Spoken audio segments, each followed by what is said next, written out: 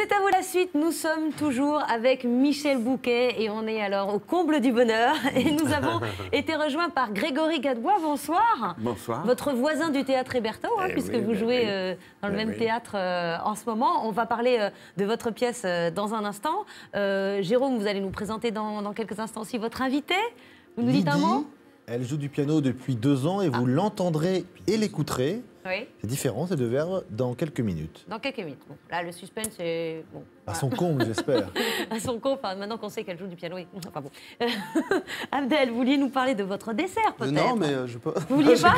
Bah, tant pis, on va le manger comme ça. Non, une lemon képaille, avec donc crème de citron blanc monté, ici, une genre de meringue, et un spéculoos en dessous, en biscuit, avec un sirop épicé pour humidifier le biscuit. Ah d'accord, c'est magnifique en tout cas, c'est une très très jolie création. Si c'est aussi bon que c'est beau, voilà, vous êtes le phénix de ces bois. Vous êtes donc voisin et vous jouez des fleurs pour Algernon de Daniel Caiz, je sais pas comment on dit, Caiz. Et vous ne bougez pas sur votre fauteuil, c'est assez extra. Et vous arrivez malgré tout à captiver votre public, et ce depuis 1 an, c'est quand même bon signe. Oui. C'est assez incroyable. 300 représentations, alors évidemment, vous, ça vous fait pas du tout peur, 300 représentations, Michel Bouquet, c'est une broutille. Oui, non, ça me fait pas peur. non, ça ne me fait pas peur dans la mesure où je me dis qu'on peut toujours découvrir quelque chose. Donc, je suis à la découverte de ce que je pourrais découvrir. Oui, donc vous aussi, sans doute, Grégory, vous êtes à la découverte de ce que vous pourriez découvrir. Pour moi, 300 fois, j'avais jamais joué autant un spectacle. Et puis tout seul. C'est pas angoissant de porter le spectacle comme ça sur ses épaules? Ah oui, je ne m'étais pas dit ça comme ça, je n'avais pas réalisé. Non, parce que sinon j'aurais dit non, j'aurais pas vu. On vous avait pas tout expliqué? On vous avait dit qu'il y avait une petite souris? Non, je l'ai lu, j'ai trouvé ça formidable, j'aimais les gens qui m'ont pris. Puis à un moment donné, je me suis dit la finalité de ça quand même, c'est moi tout seul sur un plateau. Oui. Et là, à ce moment-là, c'était trop tard? Vous aviez dit oui. Non, mais... Vous êtes donc Charlie Gordon, un simple d'esprit que des chercheurs opèrent pour lui insuffler de l'intelligence après avoir fait l'expérience sur une souris. Alors c'est elle, Algernon, mais elle ne vient pas vous tenir compagnie sur scène. Vous allez donc passer en 1h30 d'un QI de 68 à 250. On regarde un extrait. Ah, bonjour Algernon. Elle n'a rien répondu. Et évidemment, c'est une souris. Cette saleté de souris me bat à chaque fois. Tu sais ce qu'on va faire, Charlie? Tu vas penser. Je vais penser. Ah oui, ça oui, j'ai envie d'apprendre. Je prends des cours de piano, de violoncelle et de composition. Le but, la direction d'orchestre. Ah, champagne. Les femmes me regardent. L'intelligence séduit. Ma conversation a été lamentable. Je lui ai parlé de mécanique quantique. Et nous avons fait l'amour. Ça, je sais que je ne l'oublierai jamais. Et vous devenez une sorte de rat de laboratoire sous l'œil des caméras et des écrans un peu partout. Oui, finalement, c'est très simple. Il n'est pas très intelligent. Là aussi, décidément. Non, mais si, il n'est pas très intelligent. Il accepte de subir cette opération. Il devient très intelligent, puis ça s'en va. Et là, on se rend compte quand même que l'intelligence est loin de faire son bonheur. Oui, moi, j'aime bien l'idée qu'il est plus triste, plus tourmenté, quand il est plus intelligent. Alors, je ne sais pas ce que ça veut dire, mais c'est dans le texte, c'est comme ça. C'est pas possible. On le voit évoluer, on vous voit évoluer aussi dans votre interprétation entre le Charlie du début et le Charles plus sophistiqué de la fin. Quel est votre Charles préféré? Je ne sais pas, je ne saurais pas dire, parce que ça bouge aussi avec mes moments à moi de vie. C'est-à-dire que tout au début, j'aimais bien, par exemple, j'aimais bien jouer la fin, ça ne veut rien dire. Mais... Et puis après, j'aimais bien le milieu. Puis le texte bouge en fonction de comment on vit, quoi. Je veux dire, il y a 1 an et demi, j'avais peut-être pas tout à fait les mêmes préoccupations que maintenant. Du coup, les choses du texte m'apparaissaient différemment. Mais, il y a 1 an, c'est le moment aussi où vous avez quitté le français. Ah, il y a 2 ans. 2 ans, pardon. 2 ans, alors. Pareil, ça veut dire que pour vous, c'était pas du tout un Graal, en fait? Ah, si. Si, quand même. Ah oui, quand on m'a proposé de rentrer, j'étais très heureux, j'étais honoré, tout ça, mais ça a duré le temps que ça a duré, puis j'ai décidé de partir. Alors, vous étiez nommé dans la catégorie meilleur acteur cette année, aux côtés de Michel Bouquet. Ça doit être un petit peu intimidant, j'imagine. C'est même un peu plus que ça, oui. C'est un honneur. Et il y avait un autre acteur qui s'appelle Fabrice Lucchini. Il a été déjà nommé 9 fois et récompensé une fois seulement pour un second rôle. C'est une aberration pour vous que Fabrice Lucchini soit passé entre les mailles des Césars comme ça à ce point? C'est toujours une loterie. Alors dans une loterie, on n'est pas humilié de perdre. Ou alors il ne faut pas prendre de billets. Il ne faut pas prendre de risques. Mais non. Oui.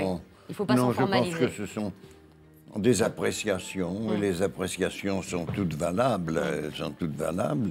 Et il y a des gens qui vous aiment et des gens qui ne vous aiment pas et qui ne vous aimeront jamais, mais ce n'est pas très grave, parce qu'il y a énormément de monde sur Terre.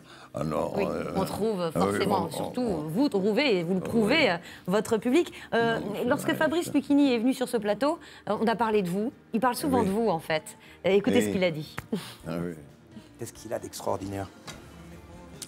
Une voix, un phrasé et une intelligence exceptionnelle des textes.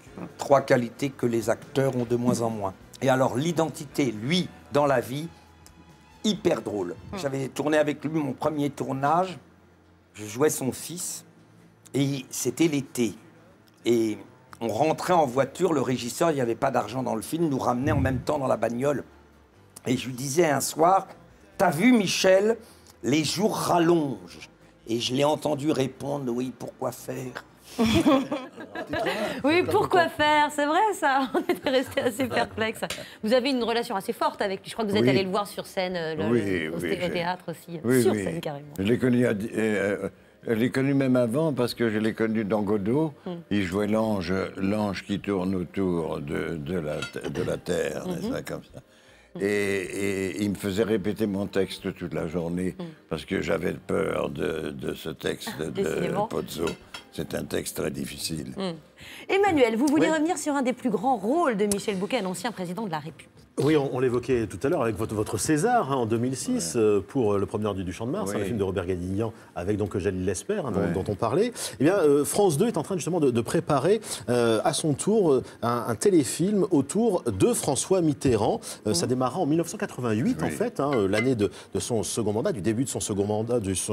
Oui, il sera question des secrets de Mitterrand, bien entendu, le passé à Vichy notamment. Il sera question de son cancer et également de Mazarine, sa fille cachée. D'ailleurs, les producteurs de ce téléfilm, Jean-Pierre Guérin et Jean-Louis Remillot, ont acheté les droits précisément du livre de Mazarine Pinjot, vous voyez, Bouche cousue. Elle racontait justement sa vie secrète en tant que fille du chef de l'État. On va recevoir Mazarine Pinjot la semaine prochaine, absolument. On aura l'occasion d'en reparler avec elle. À la réalisation de ce téléfilm, on trouvera Pierre Acnine, à qui on doit déjà des fictions politiques, notamment sur Pompidou ou sur l'affaire Boulin. Alors pour le moment, le casting n'est pas encore arrêté. On ne sait pas qui va interpréter François Mitterrand. Les producteurs cherche un comédien d'une 50aine d'années, ce qui lui permettra, comme il y aura des flashbacks, de le rajeunir un petit peu, et également, évidemment, de le vieillir sur la fin. Je ne sais pas si vous avez une idée de qui pourrait incarner François Mitterrand à la télévision. Donc c'est pas Pierre Ninet, parce qu'il n'est pas dans les... Pierre Ninet, non, il sait tout jouer, mais pas encore peut-être. On a mis quelques photos, quelques pistes éventuellement. Michel Blanc, vous voyez, Fabrice Lucchini, justement, dont on parlait tout à l'heure. Denis Podalides qui a fait Sarkozy, lui. Donc, Alors, Benoît Poulvord, c'est un peu le gag, c'est un peu l'outsider. Pourquoi pas? Ça pourrait être drôle, justement. Le côté contre-emploi, ça fonctionne toujours, généralement, avec les comiques. Ou Frédéric Mitterrand, pourquoi pas? Ce serait assez étonnant, mais bon. C'est assez peu vraisemblable, on va pas... Jérôme, je crois que c'est le moment de nous présenter plus amplement votre invité. Si vous le dites. Lydie Solomon, bonjour. Vous êtes née en 1981, vous êtes pianiste virtuose, on vous écoutera dans quelques instants. Et vous avez commencé à jouer à l'âge de 2 ans, ai-je lu. Est-ce que 2 ans, on joue soi-même ou on est fortement poussé, incité, forcé, si j'ose dire, par ses parents ou par son entourage? J'avoue que je ne me suis pas posé la question, parce que 2 ans, je n'ai aucun souvenir. Tout ce que je sais, c'est qu'on m'a raconté, parce que évidemment, je n'en étais pas consciente à ce moment-là, que j'étais attirée par le piano. Et le premier air que j'ai entendu, c'était l'hymne à la joie de Beethoven. Et je l'ai joué d'oreille. quand j'avais 2 ans. Donc là, on m'a mis le grappin dessus. Évidemment, vous avez des dispositions que nous autres n'avons pas. Voilà. Vous l'avez peut-être joué à la flûte pour rien du tout. Peut-être. Vous aviez 10 ans quand vous avez donné votre premier récital, c'était en Belgique. Là, 10 ans, vous avez un souvenir, c'était un moment agréable, c'était une espèce d'apothéose ou c'était le train-train quotidien? Le train-train, non, puisque c'était mon premier récital, donc quand même, il y avait une certaine appréhension. Mais j'ai surtout le souvenir de l'après-concert, moi. C'est-à-dire que j'ai joué, j'étais très, très heureuse de jouer devant mon public. Mais ce qui s'est passé, c'est qu'après, par contre, le public m'a couru après pour me demander des autographes. Et moi, je me souviens que je me suis enfuie et j'ai grimpé dans un arbre. Et je suis restée dans l'arbre comme ça. Et ma copine qui venait me chercher, viens Lydie, tu dois signer des autographes. Et moi, j'étais sur une branche et puis je voulais y rester parce que j'avais joué. Et toute la partie représentation c'était un peu superflu pour moi. Pourtant, en 2006, il y a une espèce, est-ce que c'est de lassitude ou est-ce que c'est un ras-le-bol? Vous vous dites, tiens, j'ai envie de faire le cours Florent. Et vous faites le cours Florent, c'est vraiment parce que vous n'en pouviez plus souffrir un piano ou parce que vous vouliez vous donner une deuxième corde, si j'ose dire, à votre arc? En fait, c'est un peu les deux, parce que j'avais besoin de prendre du recul par rapport à ce qui avait été ma passion, mais que mon entourage s'est un peu approprié. Parce qu'évidemment, quand on est un enfant un peu doué, on le catalogue de prodige et puis on lui met le grappin dessus et on le fait tourner comme un singe savant. Et en fait, c'est cette expérience qui m'a permis de revenir au piano de manière plus authentique. Parce qu'après, quand j'y suis revenue donc, en 2011, ça a été mon choix libre. Et là, plus question qu'on me prive de ma liberté, notamment... Alors, vous avez fait en 2012 ce disque qui s'appelle Eldorado, sous-titré de Padre Soler à Piazzolla. Et puis, vous sortez au mois de mai un deuxième disque qui est un peu plus, encore plus facile à comprendre, c'est de Chopin à Cuba. C'est-à-dire c'est comment Chopin a totalement influencé, dites-vous, la musique cubaine. Voilà, en fait, c'est une histoire que personne connaît parce qu'évidemment, Chopin, à cette époque... Pour nous, il est polonais, il est d'Europe centrale, un peu français, mais pas plus. Il n'est jamais allé à Cuba, il n'y avait pas YouTube à l'époque, donc comment Chopin a pu influencer Cuba, les musiciens cubains? Et en fait, c'est très simple, c'est son ami d'enfance qui s'appelait Julian Fontana, qui était un grand pianiste et compositeur aussi, mais qui était l'homme à tout faire de Chopin. Il recopiait ses manuscrits, il les présentait aux maisons d'édition, il a même changé des mesures. Il lui a acheté aussi des chapeaux, des pâtés. Enfin. Et puis un jour, il s'est dit, faut peut-être que j'existe par moi-même. Donc il est parti à Cuba, et le 8 juillet 1844, il a joué pour la première fois la musique de Chopin à Cuba. Et il l'a transmise à des jeunes prodiges de la musique cubaine, qui se sont transmis de génération en génération cette musique de Chopin, jusqu'à l'exemple le plus flagrant qu'on peut entendre, c'est Buena Vista Social Club, qui est vraiment, on entend ces mélodies très lyriques, internationales. Calmons-nous. Voilà. C'est une histoire que personne connaît, mais voilà, c'est un peu le secret de la recette, de la réussite de ces grands génies cubains. Alors, parler de Chopin et de la musique cubaine, c'est bien, l'écouter, c'est mieux. Alors, vous allez faire quelques mètres derrière vous. Voilà. Vous allez jouer un morceau de Fuentes qui s'appelle Habanea Tu, qui sort sur le disque qui sera sur le disque qui sort en mois de mai. Exactement. Et on vous écoute avec impatience et passion.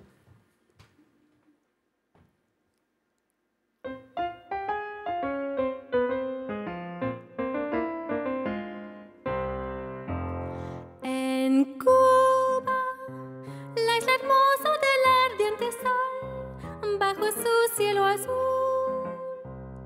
Adorable trigueña de todas sus flores, la reina eres tú. La palma que el bosque se mece gentil, tu sueño arrulló, y un beso de la brisa al morir de la tarde te despertó. Dulce es la palma, pero más lo es tu voz, que la amargura quita del corazón, y al contemplarte suspiraba a mi lado, bendiciéndote hermosa sin par, ay, porque Cuba eres tú. Bravo! La feuille d'ancien. Un album qui sortira au mois de mai. qui s'appelle De Chopin à Cuba. Bravo. Venez avec nous, Lydie, pour la photo finale. On va pas se déplacer, on va juste regarder la personne qui est juste derrière Jérémy, qui va nous prendre en photo. Je rappelle donc, Michel Bouquet, que vous êtes au Théâtre Hébertot tous les soirs à 19h, Le Roi se meurt. Aux côtés, justement, enfin aux côtés, pas exactement au même moment, mais avec Grégory Gadebois qui, lui, joue dans cette pièce Des fleurs pour Algernon. On va se quitter, on va se retrouver lundi avec Kev Adams et Franck Dubosc. Bon week-end sur France 5. Bonne soirée. Merci beaucoup à vous. La hermosa del ardiente sol, bajo su cielo azul.